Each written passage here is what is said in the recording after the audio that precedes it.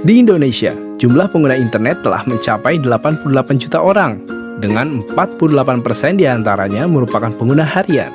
Wajar saja, internet telah merubah cara manusia menjalankan kegiatannya, seperti mencari informasi yang tidak harus melalui buku, menikmati hiburan yang tidak harus selalu berada di depan TV, hingga kegiatan berbelanja yang tidak lagi harus ke pasar. Menurut hasil survei Asosiasi Penyedia Jasa Internet Indonesia, 27% pengguna internet pernah melakukan pembelian barang atau jasa secara online. Angka tersebut diperkirakan akan terus tumbuh setiap tahunnya karena sistem ini membuat kegiatan belanja menjadi lebih mudah dan murah. Mudah karena durasi belanja secara online selalu lebih cepat daripada durasi perjalanan ke toko, kecuali jika tokonya ada di sebelah rumah kita. Hanya dengan beberapa klik di komputer atau sentuhan jari di ponsel, kita sudah bisa membeli suatu barang.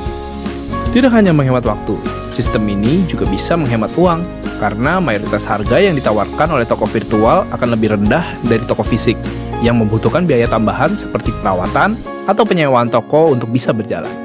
Dengan menggunakan teknologi internet sebagai dasarnya, faktor jarak tidak menjadi hal yang menghambat kegiatan belanja online. Kita bisa dengan mudah membeli barang dari luar kota, pulau, sampai ke luar negeri sekalipun jika barang yang kita cari tidak tersedia di dalam negeri. Dari sejumlah keunggulan tersebut, sistem belanja online terlihat menarik ya? Tidak selalu. Jika kita kembali ke angka pengguna sistem ini, jumlah 27% dari 88 juta pengguna Indonesia bukanlah angka yang besar, terutama jika kita melihat jumlah pengguna di Amerika yang sudah menyentuh angka 70%. Rendahnya angka ini masih bisa dikatakan wajar, karena sistem belanja online juga memiliki kelemahan.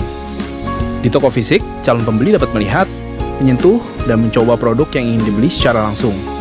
Hal itu tidak bisa dilakukan di toko virtual karena kita hanya bisa melihat gambar yang ditampilkan oleh penjual, sehingga membuat calon pembeli menjadi ragu akan kualitas barang yang sesungguhnya.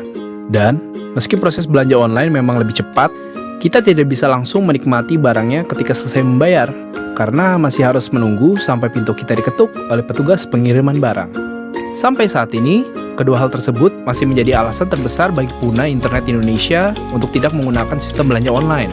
Namun, ada beberapa cara untuk mengantisipasi kelemahan tersebut, seperti melihat ulasan mengenai barang yang kita minati dari orang yang pernah membeli barang tersebut.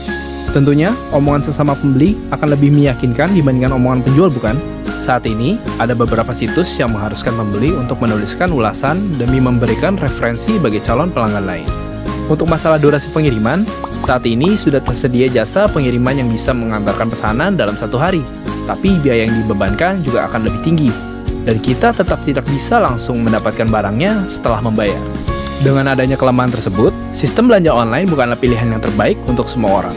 Sistem ini lebih cocok bagi calon pembeli yang menginginkan kemudahan dan biaya lebih murah dalam suatu proses belanja. Sistem ini juga memberikan kemudahan dalam pencarian barang yang sulit ditemukan di suatu daerah.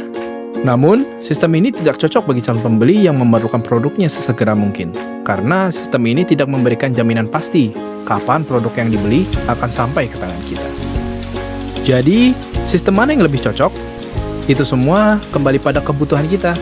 Tapi satu hal yang pasti, aktivitas berbelanja akan selalu ada karena manusia tidak bisa menghasilkan semua kebutuhan dan keinginannya seorang diri. Bagaimana cara Anda berbelanja? Itu tergantung Anda untuk memutuskan.